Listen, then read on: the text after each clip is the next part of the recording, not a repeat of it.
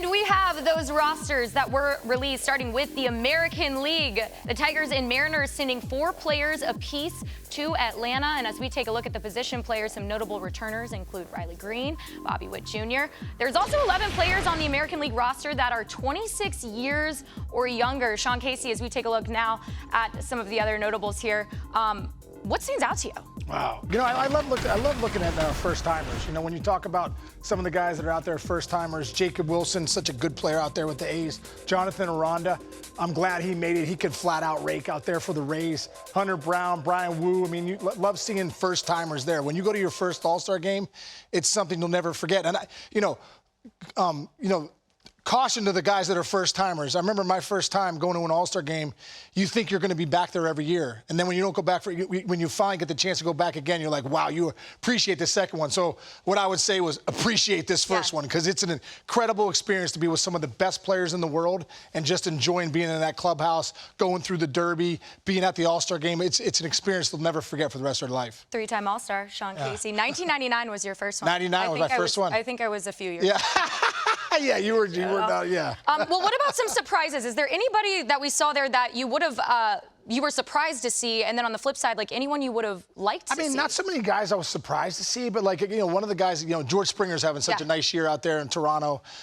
Junior Caminero out there with the Rays is swinging the bat well too. So there's always guys that are going to just miss. You know what I mean? Always guys that are going to just miss. But seeing Cal Raleigh behind the dish, what he's doing this season, I think it's just so great for baseball. And there's Alejandro Kirk, who's his backstop in Toronto. I love the way he plays the game too. So there's so many great players, and nothing like the Midsummer Classic. And we talked about the youth, right? Like, what does that just say about where the league's at right now? I think the league's in a great spot. I mean, they're bringing guys up quicker than ever now in the big leagues. I mean, these guys are getting drafted. They're going to high A, double A, triple A. Next thing you know, a lot of these guys are learning in the big leagues. So it's fun to see these young kids coming up and how healthy the game of baseball is. As we take a look at the National League All-Star rosters, it should be no surprise that the Dodgers are sending an MLB best 5 players to the All-Star game in Atlanta.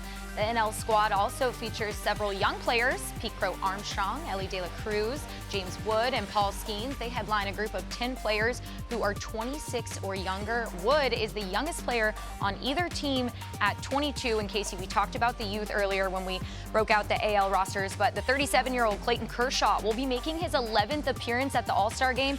He was named by the commissioner as a legend pick. So this is a really special moment for Kershaw. The last time this happened was 2022, and you were actually a part of something. Yeah, well, first off, with Clayton Kershaw, this is exciting for all of us. I mean, who doesn't want to see Clayton Kershaw back at the All-Star game with some of the best? We just saw him get his 3,000th strikeout. We may never see that again in Major League Baseball history.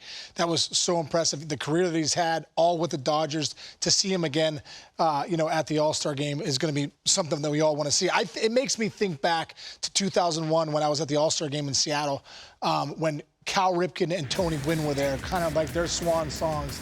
And I can only think back to when Cal Ripken ended up homering in the game and being the MVP in that game. And you think about his career and how legendary it was, and then having the chance to watch Gwynn and Ripken in that game. And hopefully we get a chance to see maybe Clayton Kershaw do something and get out there and punch a couple more guys out in the All-Star game and just add to his legacy. No doubt. As we take a look at the rest of the lineup here. So we mentioned this earlier with the American League, but is there somebody on here, a couple players that you would have liked to see? Well, there's a couple guys, obviously I love to see some of the guys like Pete Alonso back in the mix, having the year he's having. The young players that you talked about, Elly De La Cruz and Pete Crow Armstrong and James Wood being in there. That guy's an absolute superstar. Corbin Carroll being back. The couple guys, though, that I look at, Michael Busch over there with the Cubs.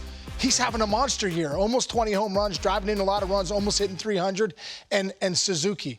I mean, Suzuki's leading the league in RBIs. I mean, he's been putting up some huge numbers. So it just goes to show you how deep the Cubs are, because they already have Kyle Tucker and Pete Crow Armstrong, who is in the MVP race right now. But to not have those guys there, too, there's always some snubs. And I think those guys, got snubbed a little bit. I'll tell you what, I'm excited to see Elly De La Cruz. I love watching him. And I get to see him in person because I've never seen him play before in person. Yeah, so fun. He's one of my favorites. So I'm looking forward to.